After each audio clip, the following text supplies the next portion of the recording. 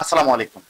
যেই মানুষটা প্রতিনিয়ত যেই মানুষটা প্রতিনিয়ত বলতো যে নির্বাচন দিন, নির্বাচন দিন, নির্বাচনের সময় দিন, নির্বাচন কবে হবে, এই সমস্ত বক্তব্য প্রতিনিয়ত যেই ব্যক্তিটা দিত, সেই ব্যক্তিটা এখন বলছে যে অন্তর্বর্তীকালীন সরকারের প্রধান উপদেষ্টা ডক্টর মোহাম্মদ ইউনূসের প্রতি আস্থা এবং বিশ্বাস রেখে তিনি ডক্টর মোহাম্মদ ইউনূসকে সহযোগিতার ঘোষণা দিয়েছেন।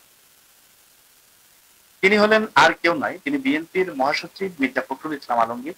তিনি বলেছেন যে বর্তমান অন্তর্বর্তীকালীন সরকারের প্রতি আস্থা ও বিশ্বাস রেখে বিএনপির মহাসচিব মির্জা ফখরুল ইসলাম আলমগীর বলেছেন প্রফেসর মোহাম্মদ ইউনূসকে ধন্যবাদ জানাই যে তিনি দেশের সংকটকালে দায়িত্ব নিয়েছেন। দর্শক, এরকম প্রশংসিত করতে হবে। দেশকে উন্নতি করতে হলে, দেশের ভালো কিছু করতে হলে যেই সরকারি ক্ষমতায় থাকুক না কেন তাকে সহযোগিতা করতে হবে। এবং শুধু তাই নয়, ডক্টর মোহাম্মদ ইউনূস আমি মনে করি বিএনপিরও কোনো ক্ষতি করছে না, জামাতে ইসলামেরও কোনো ক্ষতি করছে না, এমনকি দেশেরও কোনো ক্ষতি করছে না। সামান্য কিছুদিনের ভিতরে আপনারা শুনলে অবাক হবেন যে ৮ মাস এই দেশ স্বাধীন হয়েছে, বলবো যে ৮ মাস হয়েছে এই দেশটিকে সরকার পরিবর্তন হয়েছে। এই ৮ মাসের ভিতরে কি করেছেন জানেন? ২৬ বিলিয়ন রিজার্ভে রূপান্তরিত করেছে এই সরকার। যে আওয়ামী লীগের সময়, লাস্ট সময় আওয়ামী লীগ সরকার পতনের সময় বাংলাদেশের রিজার্ভের সংখ্যা যখন ১৫ বিলিয়নের নিচে ছিল, ঠিক এই ৮ মাসের ভিতরে এখন ২৬ বিলিয়নে রূপান্তর করেছে। এটা কিন্তু চারদেশখানিক কথা না, এটা কিন্তু অন্য কোনো সরকারের দ্বারা সম্ভব হতো না। ডক্টর মোহাম্মদ ইউনূস খুবই ট্যালেন্ট একজন ব্যক্তি, খুবই ভদ্র একজন ব্যক্তি এবং চমৎকার একজন সরকার প্রধান। তিনি কি করছেন?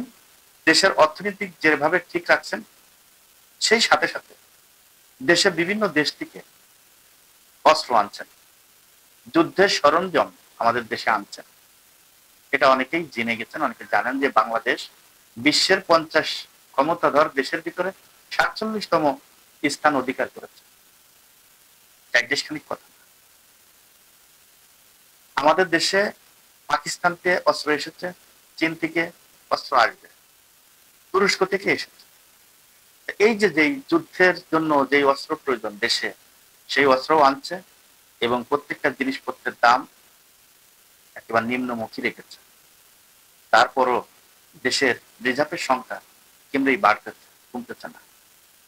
তবে এই রিজার্ভের যে অবদানটা, এই অবদানটা আমাদের প্রবাসী ভাইদের, এটা কিন্তু মনে রাখতে হবে।